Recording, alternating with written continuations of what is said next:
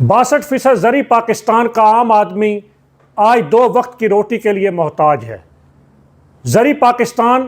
کے جہاں پر گندم، گنا اور ہر طرح کی سبزیاں اور فروٹ پیدا ہوتا ہے، پاسکو کے گودام گندم کی بوریوں سے بھرے ہوتے ہیں۔ لاکھوں بوریاں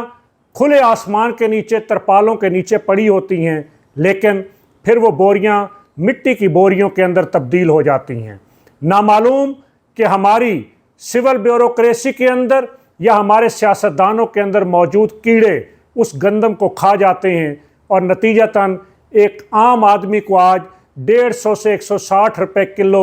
گندم اور آٹا خریدنا پڑ رہا ہے۔ میں سوال کرتا ہوں حکمرانوں سے کہ اس پاکستان کے اندر جہاں 7 کروڑ لوگ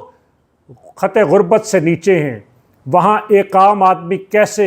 160 روپے کلو آٹا، 150 روپے کلو چینی خریدے، جس کی قیمتوں کے اندر مسلسل اضافہ ہوتا چلا جا رہا ہے۔ اور میں یہ بات بھی واضح کرنا چاہتا ہوں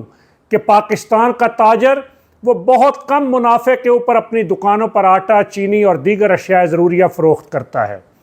پاکستان کا تاجر جب مہنگائی ہوتی ہے تو اس کو اپنے سٹاک برقرار رکھنے کے لیے مزید پیسہ بھی درکار ہوتا ہے، اور پھر ایک عام آدمی جو پہلے 10 کلو آٹا خریدتا تھا وہ 5 کلو آٹا خریدتا ہے، جو 2 کلو چینی خریدتا تھا وہ آدھا کلو چینی خریدتا ہے، تو تاجر کی فروخت بھی کم ہوتی ہے، اس کا شرح منافع بھی کم ہوتا ہے، اور نتیجتاً آج ایک عام تاجر اپنی دکان کے کرائے، بجلی کے بل دینے اور اپنے گھریلو اخراجات پورے کرنے سے قاصر ہے۔ میں حکومت وقت سے یہ بات کہنا چاہتا ہوں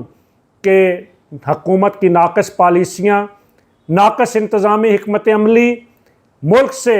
چینی اور آٹے کی سمگلنگ، اور اسی طریقے سے کسی بھی چیز کے لیے کوئی مؤثر پالیسی نہ ہونے کے نتیجے میں اور بد انتظامی کے نتیجے میں وسیع گندم کے ذخائر، وسیع چینی کی پیداوار ہونے کے باوجود آج ملک میں اس کی شارٹیج ہے۔ میں حکومت سے کہتا ہوں کہ اس پر غور کریں اور